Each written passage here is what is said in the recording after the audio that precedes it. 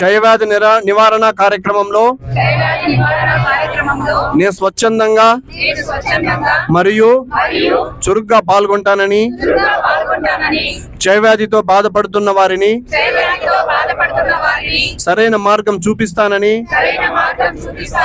dots చికిత్స యొక్క లాభాలని అందరికీ చెప్తానని, క్షయవ్యాధి లక్షణాల గురించి అందరికీ తెలియజేస్తానని, క్షయవ్యాధి మందులు పూర్తి కాలం వాడాలని,